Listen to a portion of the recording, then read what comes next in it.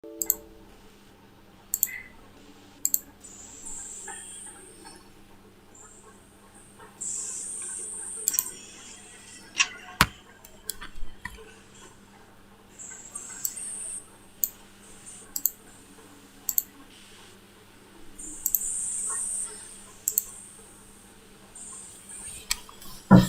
Hi.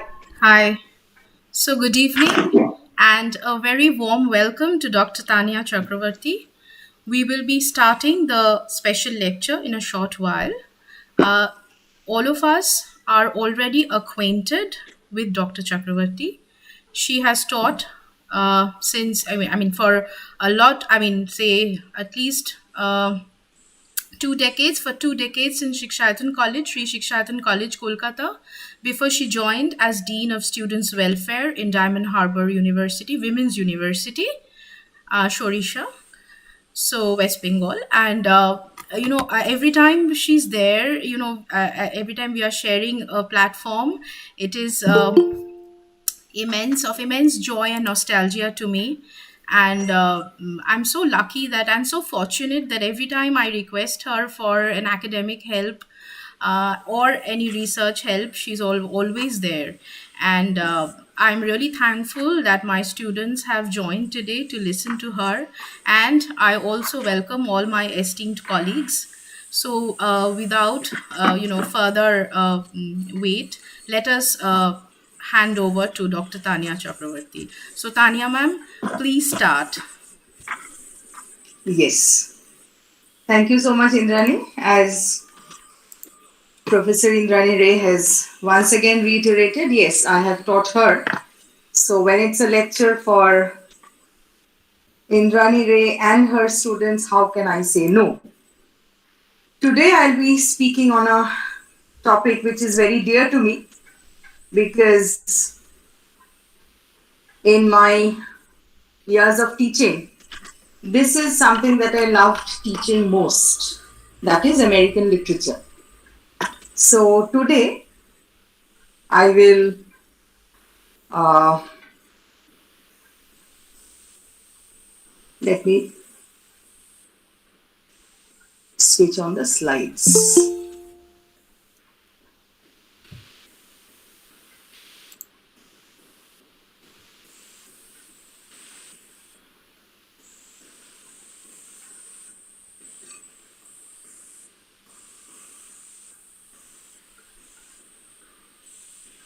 So yes, today I will speak on American literature, culture and society.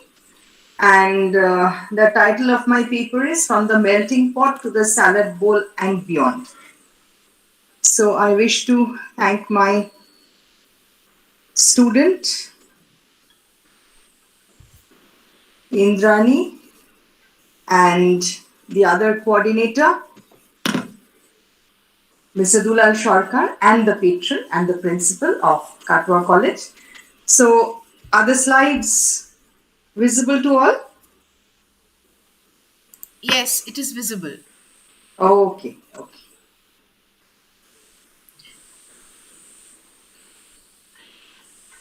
If it is not visible to you, dear students, you can pin on Tanya Chakravarti presentation. You'll be able to see the slides in case you are not able to see. Right. Ma'am, please carry on. Yeah. Yeah. I wish I could actually have a little interaction. But of course, this is the best we can do in webinars. I would have asked, when you think of America, what do you think of first? So the moment we think of America, we think of the discovery, isn't it? So yes, Italian explorer Christopher Columbus, who we know discovered America because it took 4 trips across the Atlantic, 1492, 1493, 1498, 1502. He was determined to find a direct water route west from Europe to Asia. So when we say discovery, we are at once right and wrong. There was no question of discovering the land because the land already existed. So when we say discovery, we think of the land and its culture from a Eurocentric perspective. which I would say is entirely wrong. The land existed and there was an indigenous culture, but yes, Christopher Columbus, trying to find this direct water route, he set foot in the Americas on October 12th, 1492, and he claimed the land for Spain. So you see, this is how colonization begins. So this marked the beginning of exploration and colonization of both North and South America. 1492, right? So we will just jump over a century or so and begin with Captain John Smith. Those of you who watch animations, I'm sure the name Pocahontas is very much familiar to you. So it is the same Captain John Smith, who was an English adventurer who not just went to the United States, he chronicled a commercial venture that founded the first settlement in American colonies in Jamestown. As you can see, Jamestown was named after the monarch. So yes, this was another instance of colonization. They landed in a place called Plymouth, and yes, the first settlement happened in Jamestown, Virginia. Jamestown named after the monarch, Virginia named after who? The Virgin Queen. That is Queen Elizabeth I. The queen who is reigning now is Queen Elizabeth II, mind you. So yes, this was 1607. So the representation of the new land America is rather interesting. This is what he wrote: the country is not mountainous nor yet low, but such pleasant plain hills and fertile valleys, one prettily crossing another and watered so conveniently with their sweet brooks and crystal springs, as if art itself had devised them. So needless to say, as you can see from the description, he found the land beautiful, as if art itself had devised them. He refers to rivers, plain marshes containing some 20, some 100, some 200 acres, some more, some less. Other plains there are few, but only where the savages inhabit. Again, these are the marks of a colonizer. They thought of themselves as civilized and thought of all the others as savages.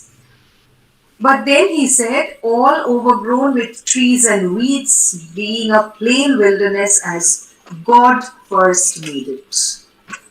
A plain wilderness as God first made it. What does that tell us? It tells us that when he found this virgin land, he equated it to Eden or paradise. So right from the beginning, a new meaning of America was being projected onto the land. So the conquerors, the new settlers, they found this new meaning, projected it onto the land and reported it back to Europe objectively. So the settlers built up a picture intimately derived from concrete realities. As you can see, there's this talk about the sweet brooks and crystal springs, etc. And also observable facts of the land. But we will not just discuss the geography, we will also talk about literature. So literature was built on a polemic mission to persuade. So the colonists attempted to bring civilization into the US. As I said, the first settlers were Puritans. Why Puritans? If you remember your history of literature, the age of the Renaissance was followed by the age of Reformation. And Puritans in America were doubly motivated. What were the motivations? The first was flight, and the other was a positive mission. After 1620, so a few years after uh, Captain John Smith wrote this back, after 1620, the settlers who arrived, they were fleeing from what? Religious oppression by the High Anglicans, and it all happened under Archbishop Laud of England. Laud, L-A-U-D. And driven by the church in England, which was corrupt, these people believed that they were divinely chosen to re-establish Christian purity in a new land. So the gaze was that of the innocent observer. So there was a split in the Puritan mind. One was the reformist and the active pole with a zealous sense of mission that I was talking about. But there was also a sense of alienation from God and nature. And this would lead to an anguish of the soul. Because you see, Puritanism was no different from the other theologies of the Reformation. Puritanism was very rigid, it was fixed, it was unalterable. Think of what was happening in England. Finding even the theatre corrupt and immoral. The theatres were closed down in 1642. Who did it? The Puritans did. So, this was a theology which was extremely rigid. And this is what Susan Manning says about the world, the Puritan world, structured as a series of dramatic oppositions. That between good and evil, man and God, the elect and the reprobate, faith and works. So the Puritans rejected the infallibility of the Pope and the church tradition in Europe. And they found an alternative source of authority in another notion. What notion? The notion of consensus. And now we must speak about John Winthrop. John Winthrop wanted the Puritan settlers in the Bay Colony to be exemplary, so that their actions could be emulated by other settlers who were there.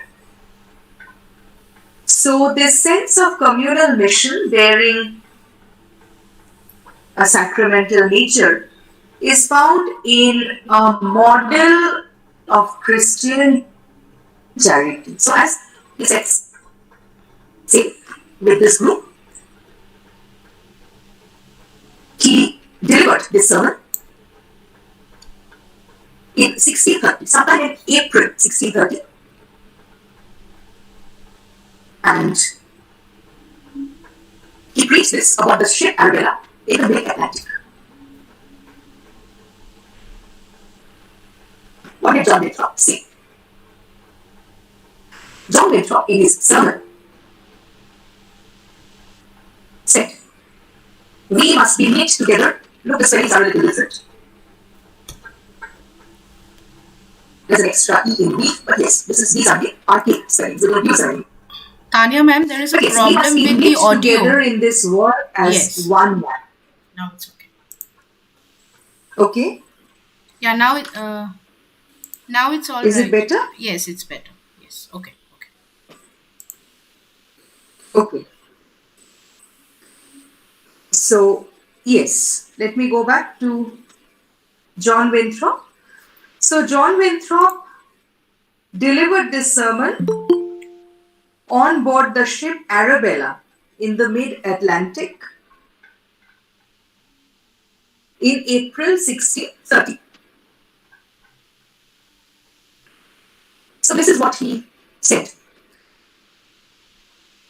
We must be knit together in this work as one man, always having before our eyes the commission and community in the word, Our community is members of the same body. So shall we keep the unity of the Spirit in the bond of peace. The Lord will be our God and delight to dwell among us.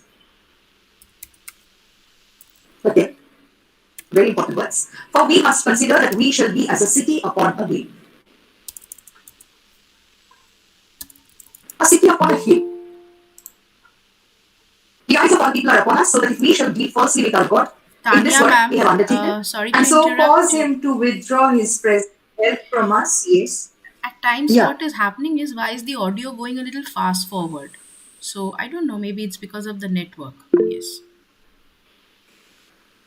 Yeah, it happened also with Banipur Yes. Women's College. The audio is going fast forward Just at slurred the. over. Yes, yes, yes. Okay, you can carry on because now it's Yeah. normal. I can understand. I have seen that. Yes. I don't know why this happens. Okay. Is it better now? Yes, it's normal Okay, now. Yes, yes. right. Okay. So we shall be made a story and a byword through the world. But anyway, the words are on the slide. As Prosindrani Ray said, yes. The audio was in a fast forward mode, but I was talking now. Let's go back to the most important words in the sermon. We must consider that we shall be as a city upon a hill. A city upon a hill. Or think of a place of religious worship upon a hill. Why is it that we find so many temples on top of hills? Here, I mean, not just in India, but in many places. Think of the Parthenon. Think of the Pantheon. Why is it that these huge structures were erected in hilly areas? You see, if you think of a city upon a hill, the whole city will be visible also from a distance. And the city or the place of religious worship that will be visible to all. So, this was the purpose, to make the thing very, very conspicuous. So, what does he say? We should be as a city upon a hill. In other words, he wanted conspicuous, not just conspicuous, he wanted all the settlers to be exemplary. And you see, when we are conscious that all eyes are upon us, we become self conscious naturally. And we are at our best behavior. So, this is what the Puritans wanted, to have exemplary behavior and to have exemplary character. A character that could be emulated. So, having discovered a new paradise, European, particularly these Puritanic settlers from England, they wanted to weave new biblical myths into the newfound land. How could they invent myths? Myths cannot be invented, isn't it? So they weaved in biblical myths. And the Puritans became the new set of God's chosen people, fleeing from oppression. From where? In Egypt. This was the biblical parallel. Just as people had fled from oppression in Egypt to a Canaan, they modeled themselves after those men. And another name to be taken, William Bradford, the first governor of the Plymouth colony, saw in the landing of the Pilgrims Providence. They saw America as a place where individuals could escape from old world restraints and tradition. They celebrated the possibility of communal as well as individual regeneration in the lands claimed by England in the New World. So, like true Christians, like true Puritans, like true Protestant Christians, I would say, they condemned luxury and emphasized all these Protestant virtues of hard work, abstinence, and enterprise or entrepreneurship. This is very important. So, this land would continue applauding the self-made man. So, in this new land, customs of labor, farming, law, political organization all changed and got new shape. Thomas Jefferson, the fourth president of the United States, declared in the Declaration of Independence that in this land, when in the course of human events it becomes necessary for one people to dissolve the political bands which have connected them with another and to assume among the powers of the earth the separate and equal station to which the laws of nature and of nature's God entitle them. A decent respect to the opinions of mankind requires that they should declare the causes which impel them to the separation. We hold these truths to be self-evident, that all men are created equal, very democratic. All men are created equal, that they are endowed by their Creator with inherent and inalienable rights. That among these are life, liberty, and the pursuit of happiness. And to secure these rights, governments are instituted among men, deriving their just powers from the consent of the governed. So this was declared on July 4th, 1776. July 4th is after all the Independence Day of America. So yes, all men are created equal, but again you see there are obvious flaws.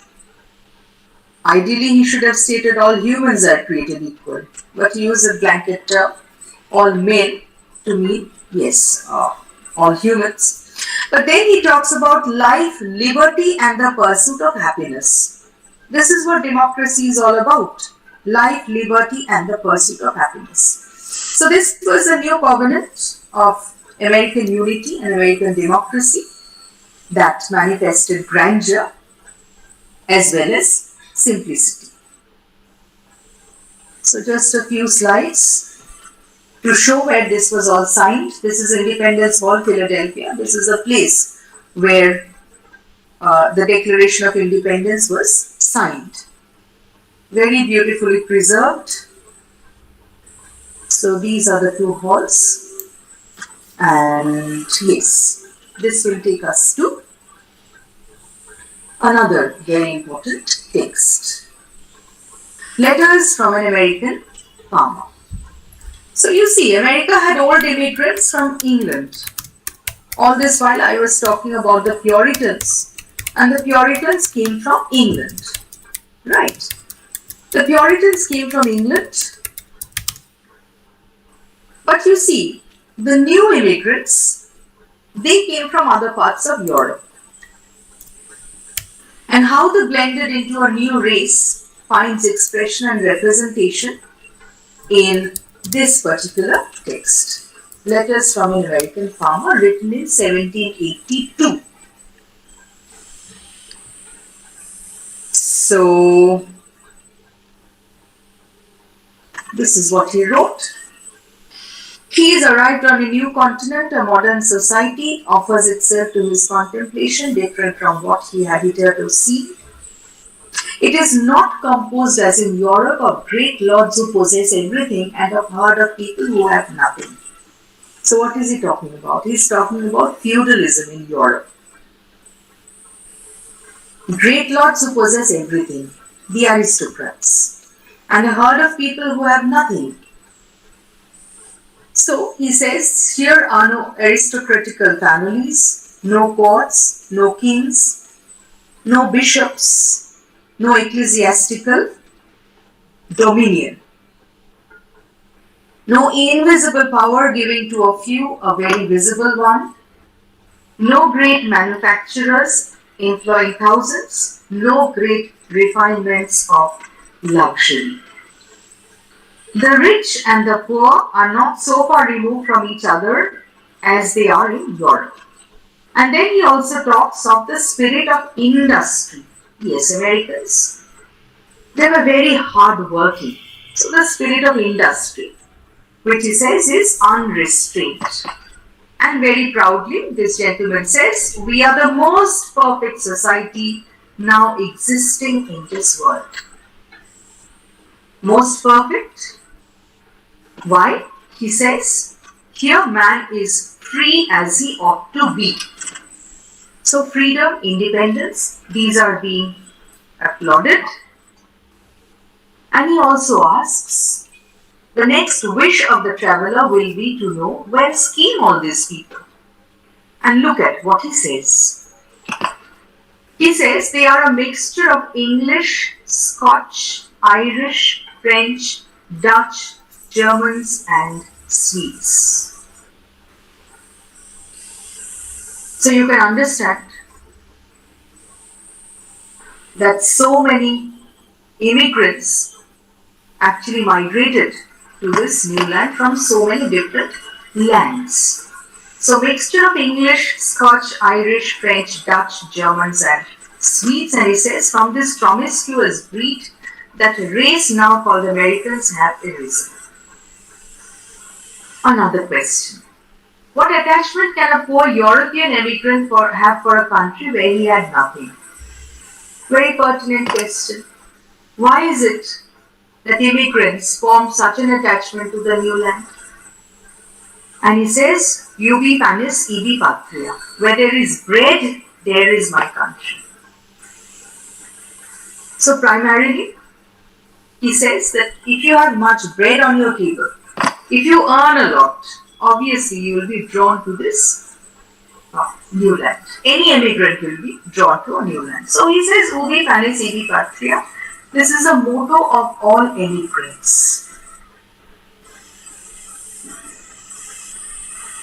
What then is the American, this new man? He is either a European or the descendant of a European. Hence its strange mixture of blood, which you will find in no other country. And he also says, I could point out to you a family whose grandfather was an Englishman, whose wife was Dutch, whose son married a French woman, whose present 4 sons have 4 wives of different nations. He is an American, who leaving behind all his ancient prejudices and manners receives new ones from the new mode of life he has embraced. And then he says, here individuals of all nations are melted into a new race of men. So now, I guess, dear students, you have understood why is from the melting pot to the salad bowl. A melting pot. So here, Hector John de Crevecoeur says individuals of all nations are melted into a new race of men. What does this remind you of? This melting pot? You can think in terms of an alchemist. 3 to 4 metals, for example, can be melted to form a different metal.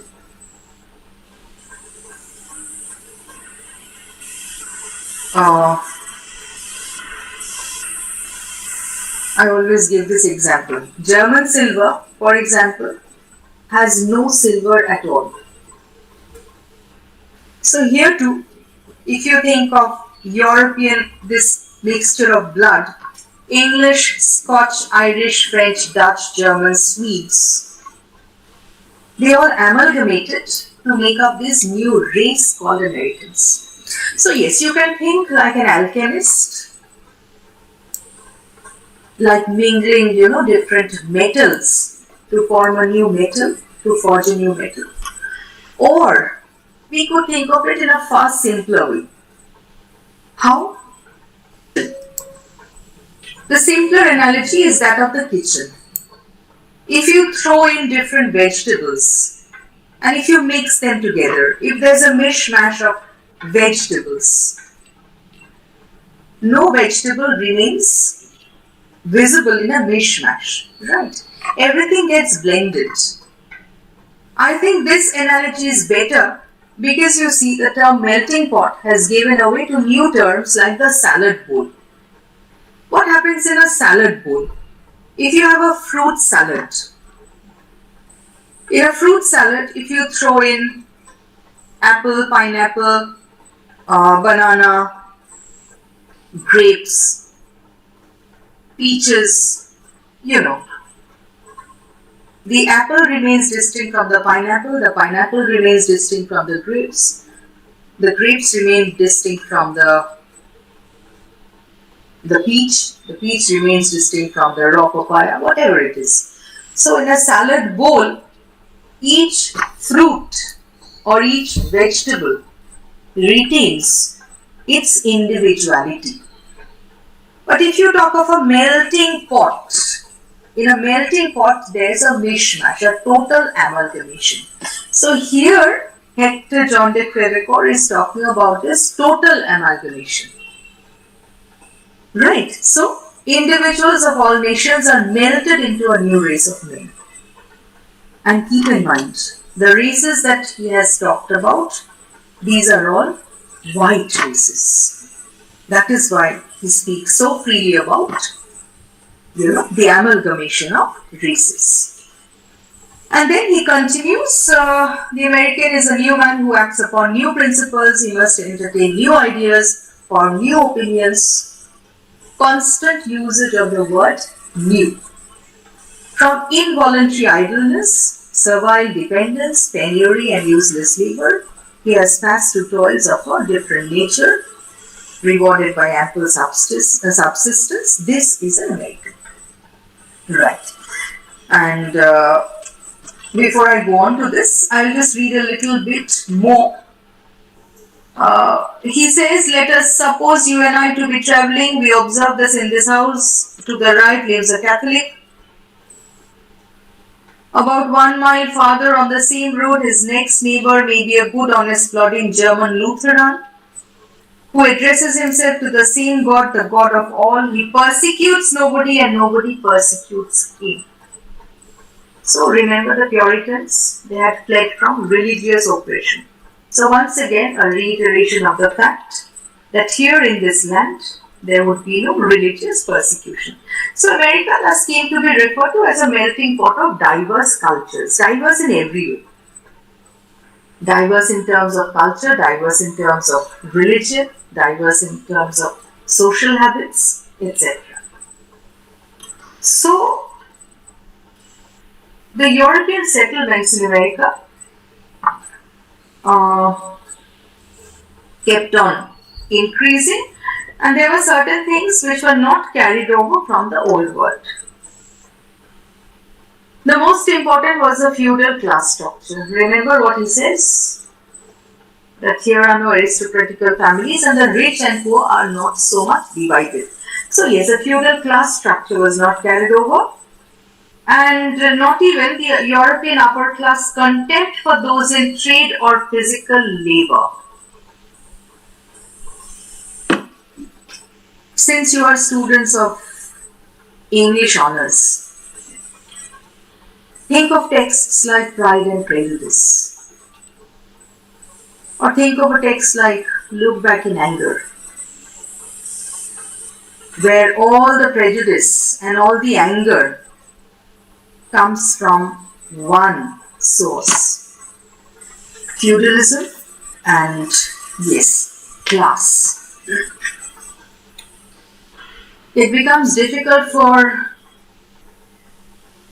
Darcy to acknowledge his feelings because at the back of his mind is the constant realization that he is doing something which his class won't accept. He keeps on remembering that, well, Elizabeth's father is educated, but she has uncles who are into trade. So he holds himself back for a very long time. And take a look back in anger. Jimmy Potter's anger is also directed against this middle class because, in spite of being a graduate, he finds that it is this ubiquitous middle class which does not allow him to be a part of mainstream society. So yes, this upper class contempt for those in in trade or physical labor, this was not to be found in America.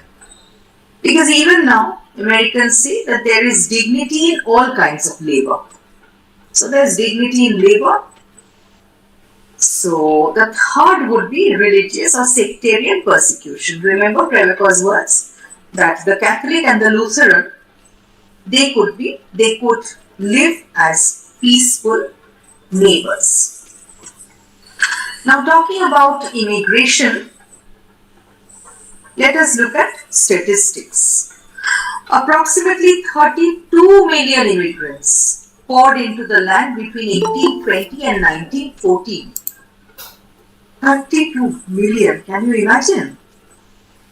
And all these immigrants, they went into the amalgamation of this new race, and this land almost became a legend. The only true democracy in the world, a site of perfect freedom. Now the question is, wait, let me show you a few pictures. This is Ellis Island, and this is actually the place from which the immigrants would cross over after boarding from coming down from the ship.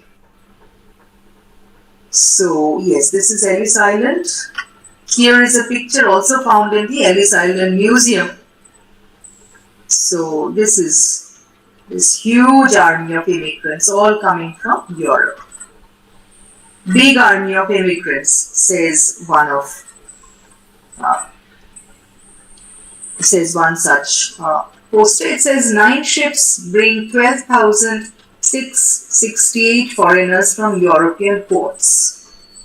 Ellis Island officials pass 5830 during the day, 60% of those bound west. So yes. And yes, women felt a little embarrassed because male doctors would also check them. All the immigrants would be checked, including women, and here you can see a woman's eye being tested. So they did not want people with contagious diseases to come into this land.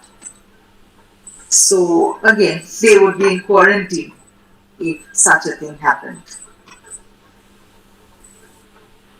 This is the money exchange, the hearing room. Why hearing room? Because if a person committed a crime in Europe, the best thing to do was to just get away from the land. So if a criminal just went over, he or she would be placed in this hearing room, and whether or not they would be let in would be decided by a board of special inquiry. This is another picture of the money exchange, and yes, you can look at the luggages that the immigrants carried. So some have been kept in the Ellis Island Museum. And yes, this is interesting. The picture on the left of the slide is that of a marriage contract. So for first generation immigrants, very often men would write back to their mothers and request them to send brides so that they could get married and settle down. So yes, look, it says marriageable women. So women would also be, sent over. So here are these marriageable brides who are trying to get into Americas, and they would be received by their fiancés, and then they would get married. Right. So yes, as I was telling you, this land almost became a legend, the only true democracy in the world, a site of perfect freedom, as the declarations say. And I also said that, well, when he talks about this amalgamation, the melting pot, he is referring only to white races. So with respect to freedom, Americans were not living up to their ideals regarding one crucial aspect, and that is slavery. You need to remember that the blacks were the only race that were taken to America against their will. From 1776 to 1804, slavery kept on being abolished in one state after another. So yes, many Americans thought that it was wrong, it was undemocratic, but many Americans thought that it was right. After all, they were black people. So the colored races naturally needed to be ruled by the white ones. So you see, the number of slaves began to grow. Look at the statistics. 1538038 in 1820 to 3953760 in 1860. Why? There was an economic interest, and simultaneously there was also guilt, and there was also fear. But we're talking about the melting pot and the amalgamation of new races. If female slaves were exploited, that is, sexually exploited, simultaneously there was also a fear of miscegenation. So if a child was born out of exploitations and rapes, they would be colored. The child would be colored. So new names were also invented for such colored children. For example, an octoroon was one who was 1/8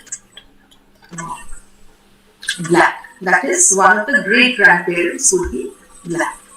Octoroon, quadroon, which means one of the grandparents would be black. Needless to say, an exploited one. So, in literature, most writers of this period, they were abolitionists. Thoreau was an abolitionist. Longfellow, Harriet Beecher Stowe. There was a Northern Economic Program, a protective tariff, a Homestead Act, the Transcontinental Railroad, etc. But the Southerners, they believed that slavery was sanctioned by the Bible. And this, as you know, if you think of American history, this is one of the reasons why the Civil War was fought. So the Northerners were abolitionists and the Southerners, they wanted this to continue. So the South was somewhat legendary, The South was legendary because the South still held on to the feudalistic culture.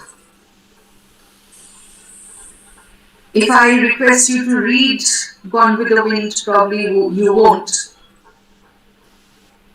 But you can definitely watch the movie.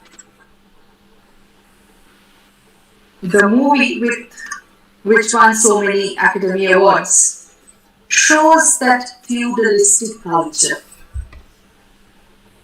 The Oharas, they are portrayed as almost as zamindars, So the Oharas, the landed gentry, just as it happened in Europe. So the South had a culture of its own. In the South, you would find aristocracy. So the Southern culture was different.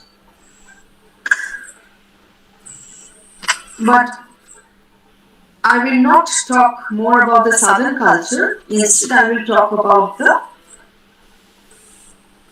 just two things that I wanted to show you. Look at this. This is from the museum, the Voting Rights Institute. Here are deeds related to the sale of slaves. The deed says bill of sale. It is about an 18-year-old girl who is being sold to a new master. Yes, these disturbing pieces of evidence, they are still to be found. They are kept in museums so as to remind America of its dark past. Right. If the South was legendary, more so was the West. It was Horace Greeley who first propounded the celebrated advice, "Go west, young man." In 1848, gold was discovered in California, and many actually moved west to seek fortune. And the line of settlement was commonly called the frontier. And the frontier myth was related to American expansionism. In this context, I may refer to a rather obscene love poem by John Donne. The title of the poem is "To His Mistress Going to Bed." License my roving hands and let them go, before, behind, between, above, below. O my America, my newfound land, my kingdom safely as when with one man manned, my mine of precious stores, my empire, how blessed am I in this discovery. Why I said it's rather obscene? Because you see, here the lover is thinking of his beloved, the woman, as an object to be conquered. Just as lands are conquered, he thinks of his, he thinks of his lady love also as an object to be conquered. But you see, the frontier myth was somewhat built on this patriarchal ideology. The Puritans, as I said, first, yes, they were also pilgrims. So they first landed at Plymouth, and then the line of settlement gradually moved westward. So they conquered a part of the land, settled there. Settlement meant that they drove away the native Indians. And there too you find a racist slur, because these men were referred to as a red Indian simply because the skin was not white. If you use these terms now, you could be shot in the United States because they are very derogatory terms. So yes, they kept on moving westward, and an influential piece of writing about the West was this essay titled "The Significance of the Frontier in American History." This was read by Frederick Jackson Turner before the American Historical Association in 1893 at Chicago. So the settlers kept on moving west, trying to civilize all these places. Let's see what he wrote. Up to our own day, American history has been in a large degree the history of the colonization of the Great West, he says. So he does not speak much about the first settlement on the East Coast, but it is the colonization of the Great West. The existence of an area of free land, its continuous recession, the advance of American settlement westward explain American development. And he says American social development has been continually beginning over again on the frontier. This was a frontier myth. This perennial rebirth, that is why I refer to John Donne's poem. It was as if a few years, just a few years apart, it was as if a new land or a new, virgin land was repeatedly conquered. So this perennial rebirth, this fluidity of American life, this expansion westward with its new opportunities, its continuous touch with the simplicity of primitive society, furnish the forces dominating American character. What is the frontier? It is not the European frontier, a fortified boundary line running through dense populations. The most significant thing about it is that it lies at the hither edge of free land. The term is an elastic one and does not need sharp definition.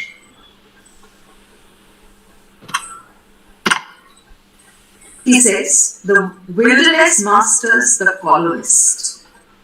Little by little he transforms the wilderness. Once again, this is what all colonists, boast about, that they have civilized a set of savages. So here also he says he transforms the wilderness, but the outcome is not the old Europe. Here is a new product that is American. Remember how many times Hector St. John de Crevecoeur uses the term new. So here again you find a celebration of this new culture, this new American culture. At first the frontier was the Atlantic coast. It was the frontier of Europe in a very real sense. Moving westward, the frontier became more and more American. So he says, the advance of the frontier has meant a steady movement away from the influence of Europe, a steady growth of independence on American lines. Wave after wave is rolling westward. Just look at the sense of celebration. And he says, the frontier promoted the formation of a composite nationality. Still we are thinking in terms of the melting pot, mind you. So a composite nationality. A composite nationality. The coast was preponderantly English. Because the English were settled there. But the later tides of continental immigration flowed across to the free lands.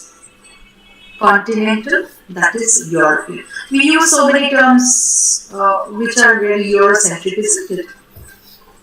When you talk about continental food, continental cuisine, you're actually thinking of food which is, Spanish or French or Italian.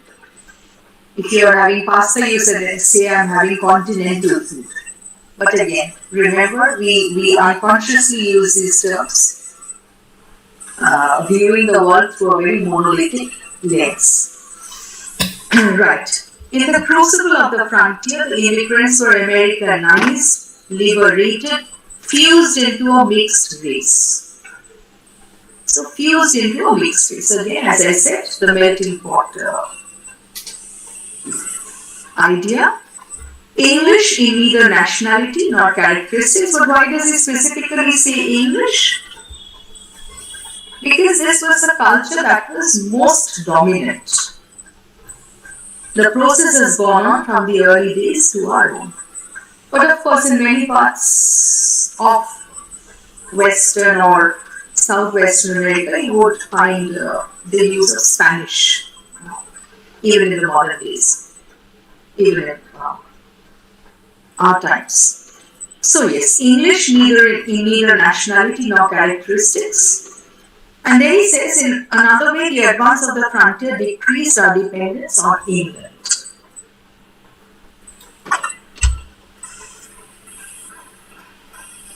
From the conditions of frontier life came intellectual traits of profound importance. What does he talk about? Here again, he is talking about the typical American character. The American intellect owes its striking characteristics, he says, to the frontier. And what are they? That coarseness and strength.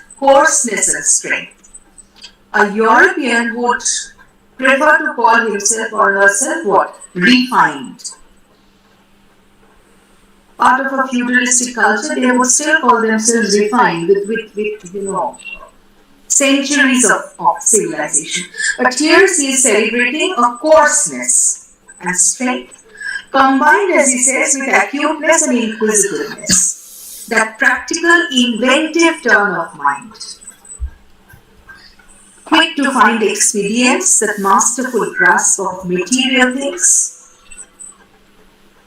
lacking in the artistic, but powerful to effect great aims. Lacking in the artistic. So, yes, Europeans could actually snigger at the fact that Americans, if an American spoke about literature, culture, a European could very well snigger at him or her. So here there's this declaration that there is a lack when it comes to arts, but then it also talks about that restless, nervous energy that dominate individuals. These we have to keep at the back of our minds when we study the literature of the land. That restless, nervous energy. Restlessness. Very true of American character. And dominant individualism. When you read European literature, if you think of a typical European protagonist, after all, you all are very much familiar with British literature, isn't it? With English literature. And yes, British, as I said. Whenever you think of a protagonist, you also think of his or her family, parents, clan, class, etc. Can you think of Stephen Dedalus, for example, without also thinking of his Irish Catholic background? You can't. Can you study the Forsyth saga without thinking of the family legacy? You can't. But for American literature, you see, American literature has always produced lone heroes or protagonists. Lone heroes or protagonists. Individuals who seem to be totally stripped of this identity. What identity? That of family or of clan, for example. If you think of Huckleberry Finn, Huckleberry Finn, as we know, has a father. But the father is of no importance at all. What matters is his personal decision.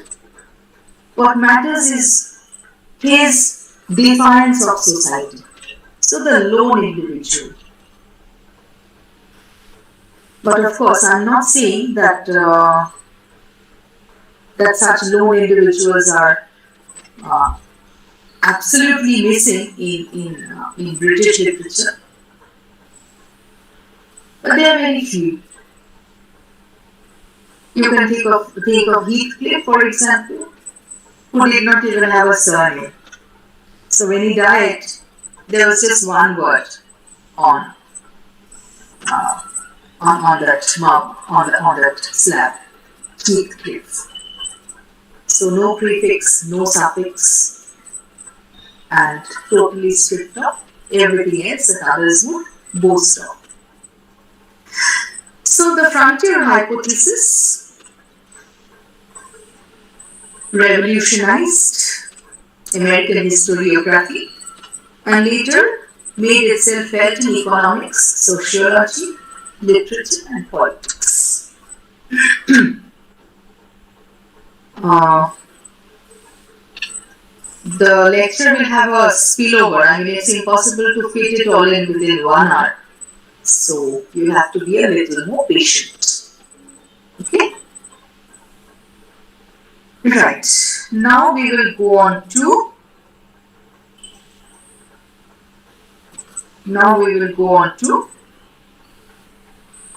yes, the much talked about American dream. We have, of course, spoken about the American dream, the Declaration of Independence, which says that all Americans pursue life, liberty, and happiness. But yes, the old American dream was a dream of Puritans, of Benjamin Franklin's Poor Richard, of men and women content to accumulate their modest fortunes a little at a time, year by year by year. But something happened in 1849.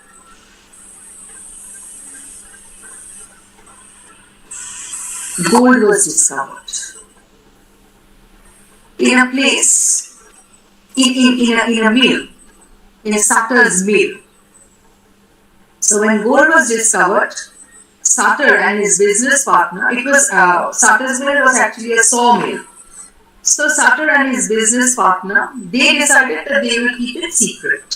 Naturally, if suddenly you find gold trying to dig up a place, you would obviously want to keep it secret. But you see, these things cannot be kept secret. So, the word soon spread and people started flocking to California. And these men who flocked to California, they were referred to as the 49ers. If you remember, it's easy to remember these dates because you see, ballads sometimes contain references to contemporary events. In this very popular ballad called Oh My Darling Clementine, there is a reference to a miner. Lived a miner, 49er, and his daughter Clementine. Why is this man referred to as a 49er? He must have also been a man who went to California in search of success. What kind of success? Instant success. So this is what historian H.W. Brands says. He says that in the years after the gold rush, the California dream spread across the nation. So, the new dream was a dream of instant wealth, won in a twinkling by audacity and good luck. So, instead of, plodding on for years, accumulating money little by little, what if if you chanced upon gold, you would be rich overnight. So this became a prominent part of the American psyche after Sutter's Mill. And talking about all this, since minutes back I was referring to Huckleberry Finn, let me also say that Ernest Hemingway declared that all modern American literature comes from Huckleberry Finn. He called it the best American book ever. It is in Huckleberry Finn that we find changes in American society after the Civil War. How? We find the response to social prejudice, don't we? Because you see, Huck Finn after all is a white boy who is trying to liberate a black slave, Jim. He is one who refuses to be civilized and he spells civilized with an S. And Huckleberry Finn also shows this American obsession with money, instant money. And this would lead to a warping of the dream very soon. But let's see what other historians have also said about the American dream. But yes, before that, a look at Henry James's notebooks, almost a lament about the land, because he refers to the United States as a country without a sovereign or court, a nobility without an army, without a church or clergy, without diplomatic service, a picturesque peasantry without palaces or castles or country seats or ruins, without a literature, without novels. How terrible. Without literature, without novels. So yes, serious literature began to be written much later as compared to literature in Europe. That is why this declaration. Without an Oxford or a Cambridge, without cathedrals or ivy churches, without latticed cottages, without political society, without sport, without fox hunting, etc. Without an Epsom or an Ascot or an Eton or a Rugby. So Henry James was also lamenting that there were no good schools, there were no good universities, as if America had nothing. It takes an old civilization to set a novelist in motion. So Henry James also lamented that America lacked so many things that goes into the making of a good novelist. So post-Civil War American society became more individualized, materialistic and acquisitive despite the old Puritanic tradition. Let's come back to the American dream. Epic of America. This is by the historian James Truslow Adams. He says the American dream is that dream of a land in which life should be better and richer and fuller for every man. Again, as a feminist, I could very well oppose this term. The term man for human. Yes. But anyway, this is what the historian wrote. It's not my fault that he wrote it. With opportunity for each according to ability or achievement. So this was the American dream.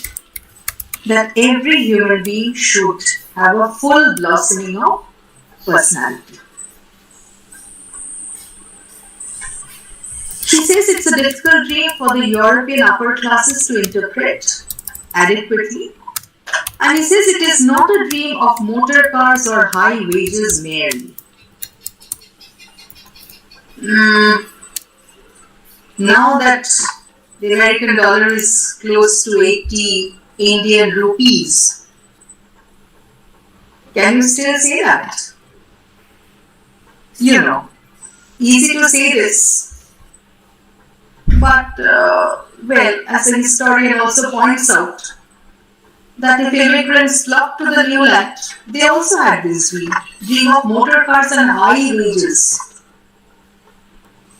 So the immigrants, many of them felt that if they lived on in Europe or wherever they were from, and if they emigrated in America, they would have a better life. But then he says, in which each man and each woman shall be able to attain to the fullest nature of which they are innately capable. So yes, as I said, a full blossoming of one's personality. So a place where a person's potential could be, rather potentials could be realized. Regardless of the fortuitous circumstances of birth and position. In America, you will still hear about the rags to riches stories. So it does not matter which family you are born into. You could be born into a very poor family, but yes, if you had perseverance, intelligence, and if you were hardworking, you could very well, rise in social position. The American dream, he says, has lured tens of millions of all nations to our shores in the past century, has not been a dream of material plenty. though that has doubtlessly counted heavily. It has been a dream of being able to grow to fullest development as man and woman, unhampered by the barriers which had slowly been erected in older civilizations, unrepressed by social orders which had developed for the benefit of classes rather than for the simple human being of any and every class. You see, the historian constantly refers to what the dream is not. He first says, it is not a dream of motor cars and highways. And he also says, it has not been a dream of material plenty. In 1931, the historian James Truslow Adams was already witnessing the warping of the dream. Because for many Americans, this is what it actually meant. To continue making money, to have, an endless supply of money. Why this fear in the heart of the historian? Let's see. The 1920s, Truslow Adams wrote this in 1931, so we are going back a little. The 1920s portrays a post-war generation which Gertrude Stein referred to as the lost generation.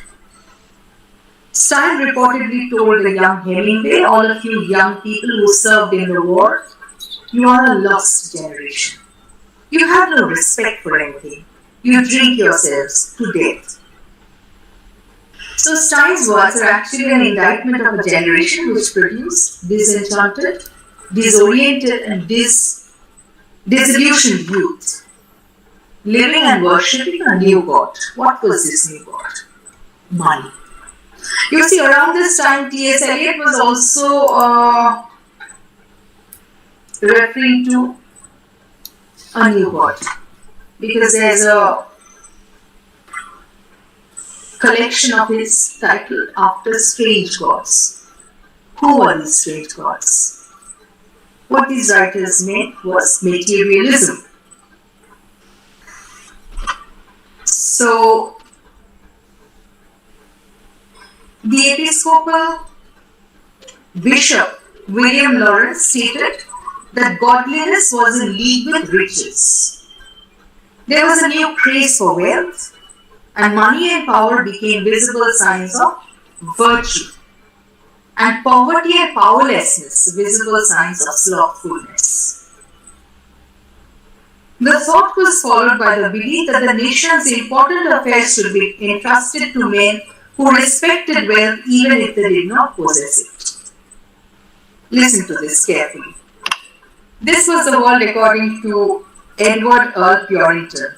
What is the finest game? Business. The soundest science? Business. The truest art? Business.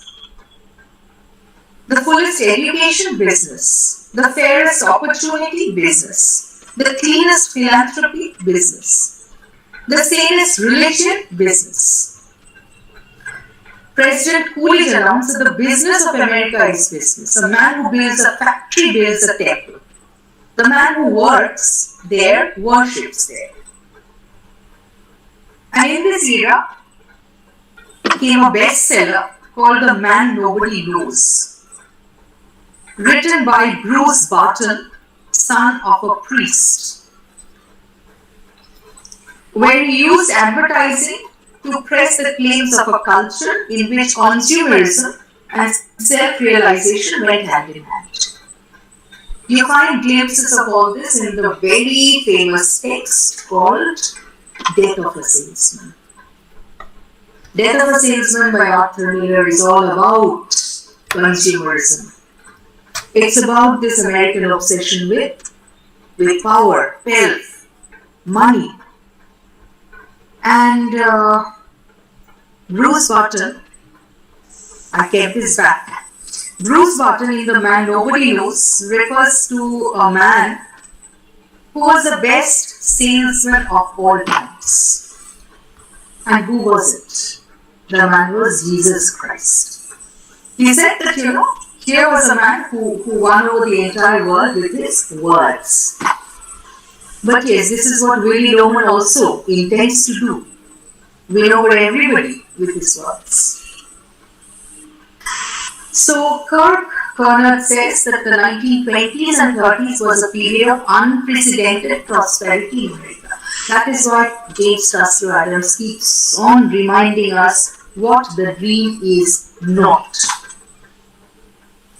So during this time, the rising standard of living enjoyed by many Americans fueled an expanding marketplace of purchasable goods from automobiles to fashion to cosmetics.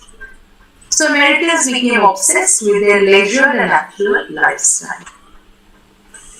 So this was an age of corporate jobs, this was an age of media advertisements, self-advertisements, and once again the myth of the self-made man. America has become the wonder of the world. Kenneth Burke noted in an essay in Vanity Fair. This was 1923. Simply because it was the purest concentration point of the vices and vulgarities of the modern world. Drunkenness became a norm in this world of false surface glitter. Hemingway called modern life a mechanical oppression, liquor the only mechanical relief. This age was a world constructed around the hope that champagne dinners and long lunches that began at 2 ended in a blurred vision. When do you have blurred vision? When you are dead drunk. So, modernist literature celebrates this riotous energy and a naive optimism of a generation that believed itself liberated from the past. Think of one representative text, The Great Gatsby. The Great Gatsby deals with this kind of a sham world of the rich, the very rich. It does not matter where all this money, where all this money came from. So it was Fitzgerald who referred to this age as the Jazz Age. It was a sham age, a hollow one of bitter disappointment, unsatisfied hopes, unfulfilled dreams. Actually, after the war, expatriate Americans like Hemingway and Fitzgerald, they returned to America and found themselves disillusioned with the nation's policies, politics, and the faith in the country was just shattered. The Jazz Age, said Fitzgerald, had no interest in politics at all. It was an age of miracles. It was an age of art. It was an age of excess. It was an age of satire. So the American dream had proved false for this generation. But let me remind you, the Declaration of Independence said, rather, it talked about life, liberty, and the pursuit of happiness. It's strange that happiness and pleasure sometimes was thought of as synonymous. So here, the Americans were not just pursuing life and liberty, but they were pursuing pleasure, which they thought was happiness.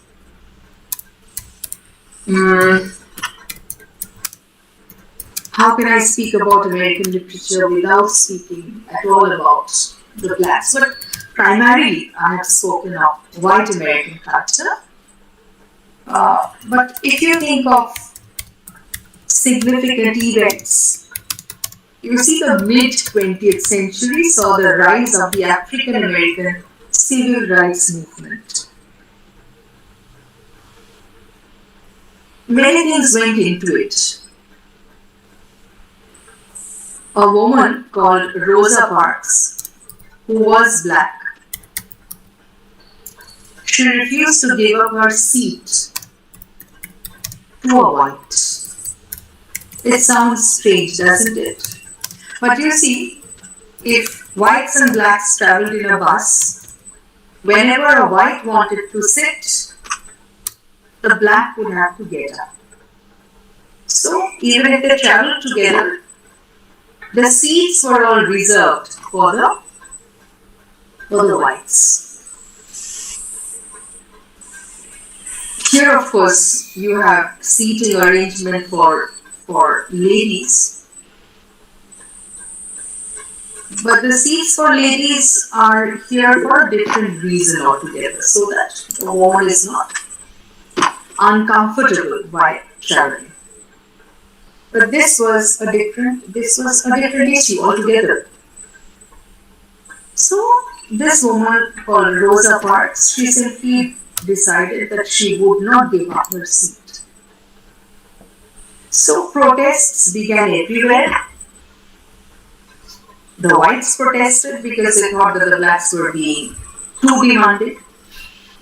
But the blacks protested because they knew that what was happening in this country, hailed as one of the best democracies, was wrong. So in the mid 20th century, you have the rise of the African American civil rights movement. And it was in this movement that you have the outlawing of racial discriminations, and this led to black suffrage. So in the mid 20th century, you have the blacks voting for the first time. So yes, the blacks were enfranchised, and from the 1960s, more and more Asians also began to emigrate. People from China, people from India, people from, yes, all over Asia. So, statistics says that Asian Americans now form 3% of the total population. So in America, there has been an inexorable shift from a white majority nation to a multi-ethnic nation. 3 to 4 years back, an edition of an issue of the Span magazine referred to America as a minority-majority nation. Because now, in the current scenario, you have 39% white population. The rest are all colored. Not just blacks, but also colored people from all over the world. Asians. So, it's a multi-ethnic nation now, including subalterns, minorities, and an inclusion of the marginalized. And the Native Americans, they have also continued with their fight for rights. And the Native Americans also very proudly are trying to proclaim their indigenous culture. So the term melting pot in the later decades of the 20th century has given way to terms like salad bowl. Now, you cannot talk of an amalgamation of races. Here, in a salad bowl, each individual, each race has remained distinct. So, that is why the term salad bowl. Remember what I told you? You can think of that term melting pot in terms of you can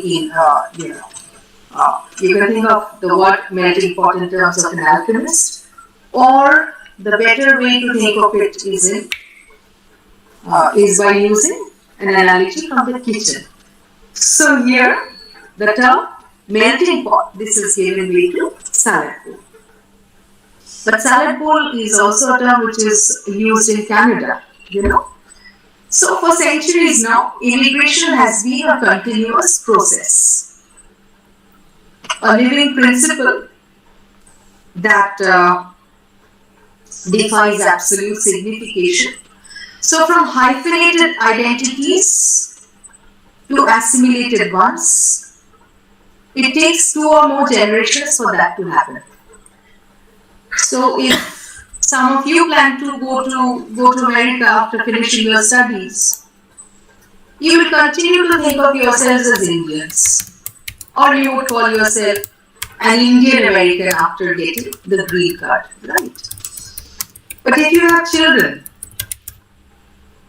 after settlement, your children will not, your children will not think of themselves as Indians. Let me share a little anecdote. I was browsing through the site of Asian American writer, rather Indian American writer Chitra Banerjee Devakaruni, where she has stated that on 4th July, her sons, they were very excited. We also become excited when Independence Day comes. So she talks of her sons who are pretty excited about American Independence Day. And Chitra Banerjee Devakaruni has written that I felt a tinge of, maybe not regret, but a tinge of sadness. Because when I think of Independence Day, I still think of the India tricolor. So you see the difference. You can have a hyphenated identity, Indian American or Chinese American, or you can have an assimilated identity. When you think of yourself as a naturalized citizen, when you think of yourself as an American and nothing else. So this fluid cultural space in America allows individuals to continue with the process of amalgamation and assimilation, right? So a text that I loved teaching, and you will hear another lecture on Look Back in Anger in a week. Jimmy Potter in Look Back in Anger says at one point, perhaps all our children will be Americans. He says that because you see, whichever country rules politically also begins to rule culturally. So the American culture continues to rule over the whole world. When we speak of globalization, very often we mean Americanization. So, obviously, you have such wonderful teachers teaching at our college. They will further discuss why this fluid cultural space in America continues to attract immigrants from shores across the Pacific and the Atlantic. So, thank you. I have simply attempted to give you a broad orientation about the formation of the land and how the culture of the land was shaped. Right. Immigration, sorry, this slide should have been showed along with my reading. So yes, immigration a continuous process from hyphenated identities to assimilated ones, fluid cultural space. Just take a look at this slide. Native American oral tradition, colonial period 1620 to 1750. Revolution. You see, these are not matching with the periods that you know in history of literature, history of English literature, right? So revolutionary period, the recent enlightenment. Here we also have a period of romanticism. 1800 to 1865. American Gothic, 1840 to 1850. Transcendentalism. Where Boston Dragons, Emerson, Thoreau. What Then you have age of realism, 1865 to 1914, naturalism, 1885 to 1930, regionalism, 1865 to 1890, modernism. These are somewhat synonymous. 1940, that is the year of the Great War, to 1945, there was the lost generation. 1970 to 1937, the beat generation. Contemporary or postmodern. These are somewhat overlapping with the periods of history and literature in Europe or in England. Right, so this is it. And now we know why Henry James was lamenting that there was no great literature. So yes, that is all for today. Recommended reading, the new Pelican Guide. I'm sure you're familiar with the Pelican Guides. Volume 9 is about American literature, edited by Boris Scott. Then you have American Literature, American Culture, Gordon Huttner. The Norton Anthology, this is very good, edited by Nina Wade. History of American Literature, Richard Craig.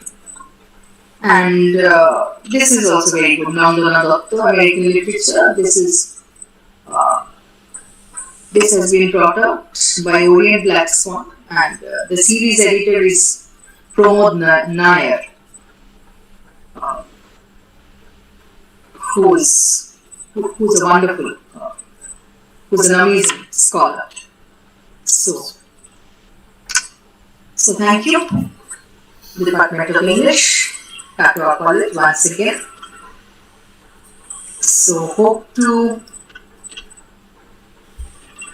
see you someday, see as in see. See you with my physical eyes. But so far, so good.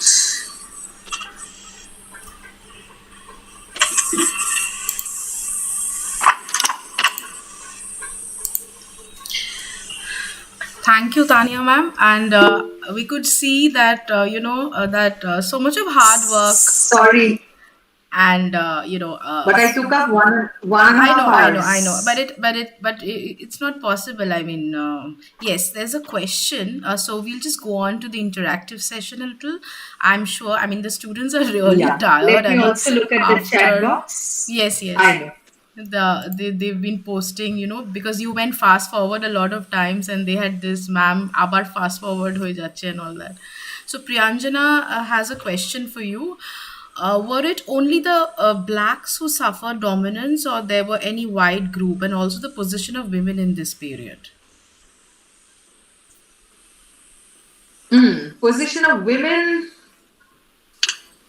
In that case, I have to speak of the women's movement. The women's movement, of course, began as a movement first in Europe. But you see, if you talk of America, women like Elizabeth Cady Stanton, she was actually the first who demanded a right for equal status. After Elizabeth Cady Stanton and her Declaration of Rights, that was also a new set of rights that she demanded. All this happened in New York. Yes.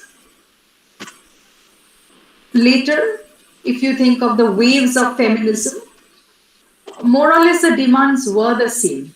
In Europe and in America, you see the first wave of feminism demanded equality status.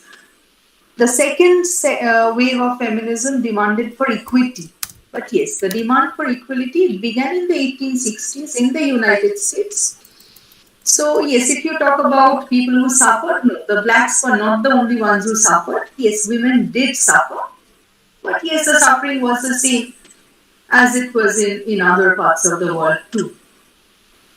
So yes, the demand for the rights of equality that continued for decades. 1860s, you have Elizabeth Cady Stanton and 1918, I think.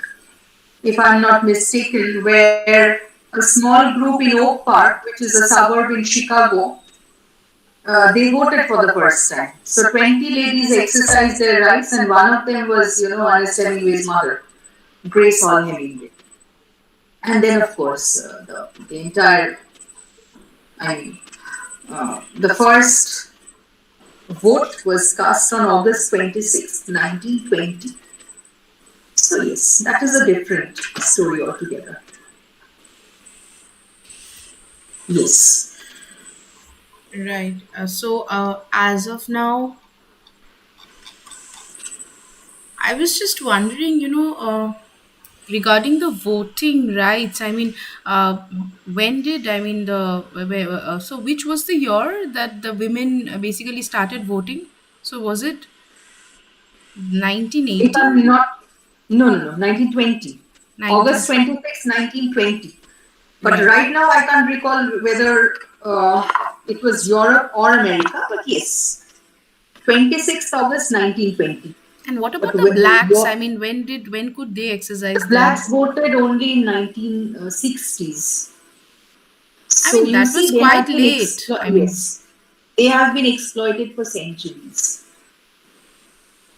They have been exploited for centuries. So the blacks got voting rights only in the 1960s. So yes. so I So, guess of the people, for the people, by the people, as stated by Abraham Lincoln, was virtually an eyewash. There were segregations between Americans, and that continued for yes, for centuries. right. So as of now, I cannot see any more questions. I guess the students and the problem. Okay, okay. Monish has a question. Ma'am, you used globalization and immigration side by side. So what is the No, difference? I said globalization and Americanization, not immigration. Right. You see, Michel Foucault says that whichever country rules politically also begins to rule culturally. So when we talk about globalization, very often we speak of Americanization. Because you see, if you go back to the 1960s to the 80s, you will find that the world was bipolar. There was a first world, there was a second world. But after the fall of the second world, what happened? We are now living in a unipolar world, isn't it? Who is the most powerful person on earth? It is POTUS, President of the United States, whoever he or she is. But of course, America hasn't had a she as a president as yet. So, yes, I did not say globalization and immigration. I said globalization. When we talk of globalization, if it's a culture which is homogeneous, the homogenization also happens in the name of America. So yes, Americanization. And is the American dream a hegemonic ideology? This is a difficult one. The American dream as a hegemonic ideology. Yes, there has been hegemony, Dulal, because when you talk of the American dream, I mean the dreams of uh, the philosopher and president Jefferson, or if you think of Hector St. John de Crevecoeur, were they really thinking of the have-nots? So, in spite of the boast that this was the most perfect society, this was a site of true liberty and independence, the ideology somewhat was hegemonic, and I would entirely agree if you particularly focus on the South.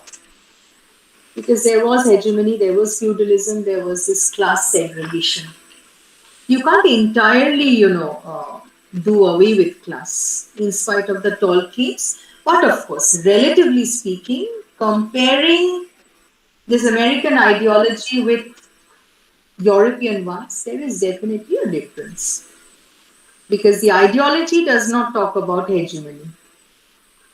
The ideology talks about equality status, life, liberty, and the pursuit of happiness. That is true of all Americans, as the Declaration says. Right. And also, there were many writers, like who wanted to escape this. What about the romantics, at that time, and who actually wanted to, the transcendentalists? They kind of there were many, like Edgar Allan Poe. I feel he was basically, he didn't talk about these things. I mean, he was not a social writer. Right. He spoke about retreat. So I mean, that is also a kind of hegemony when you are ignoring Evading. the social reality around you. Right. Ignoring or evading. Yes, evading. Absolutely. Absolutely, absolutely. A So total evasion. yes, yes. And Monish says Americanization, okay, but just in general, is there any? Oh, is there any difference between globalization and immigration? I think this is what. No, immigration is globalization is a concept where, uh, I mean, here in India, Nehru talked of the global village, isn't it? Globalization is where you think of yourself as a world citizen, as a global citizen. But if you're immigrating, it means that you are accepting a new country as your own. So you can be Indian by birth, but you can be an American by choice. And that is still happening, isn't it? So many students who migrate to the United Yes, States for further studies, for higher studies, very often they settle them. So, absolutely. what are they? They are Americans by choice. So, yeah. Right. And Priyanjana asks, what made South Americans different from the feudalists? Not much. I mean, there was quite an overlap.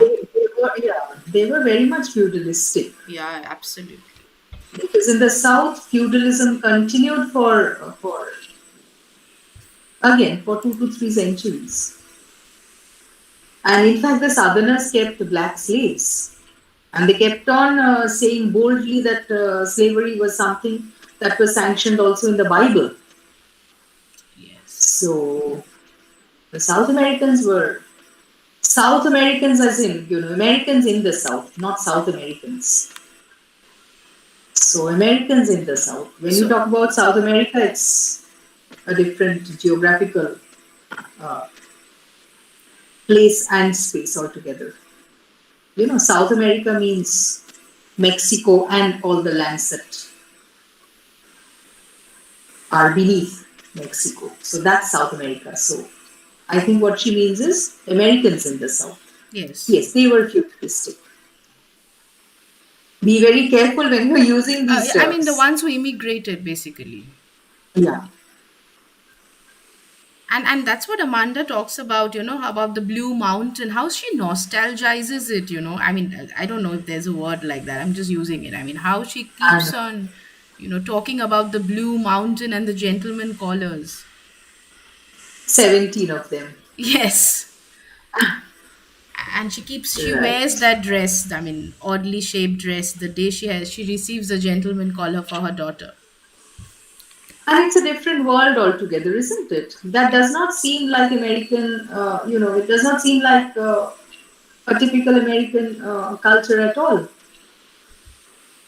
So once again, Absolutely. yes, there's feudalism. There's talk about gentility in the European sense of the word.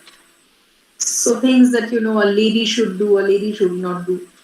So the time that is captured, Americans would be proud to express boldness, and this is what the gentleman caller comes and says that it's not easy to find a shy girl nowadays. So it's a different world altogether. Yes. So, Tanya, ma'am, we will have to call it a day today. Call it a day. Yes, Yes. so I would request Professor Anindo Bandyopadhyay to just deliver the vote of thanks. Okay. AB? Yes, I'm here. Thank you, Dr. Chakraborty, once again for, in fact, your lecture. And I was there, though my network interrupted a few times, but I was there all through. Now, I think one thing is very interesting, that globalization is a concept, and there is nothing wrong in the concept of globalization.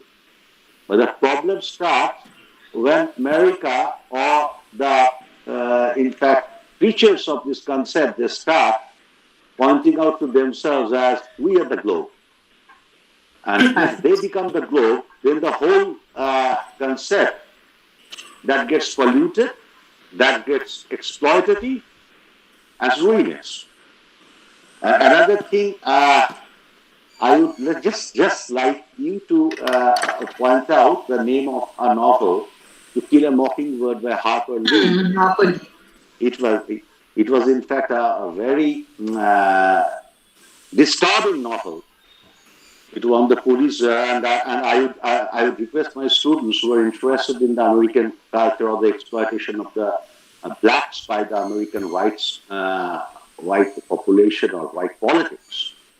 I would request them to procure the book and go through it, so that next time we can engage, we can invite Dr. Chakraborty for a session on this particular novel and other novel or other literary pieces that, in fact, would uh, question the so-called American ethics, now, uh, what they are now trying to boast of, especially after Trump came to power. The American ethics, they are talking it all over. So I look forward to another very enchanting series of lecture from Dr. Chakraborty, and on behalf of the department, I thank her most sincerely, and looking forward to another session that Indrani Dulal and Pompi Madam would organize with her. Thank you. It's a pleasure. Very succinctly put. So, yes.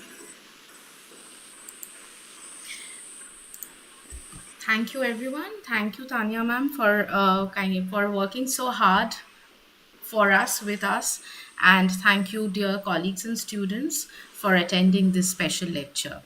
We will end the meeting now. Thank you. Okay.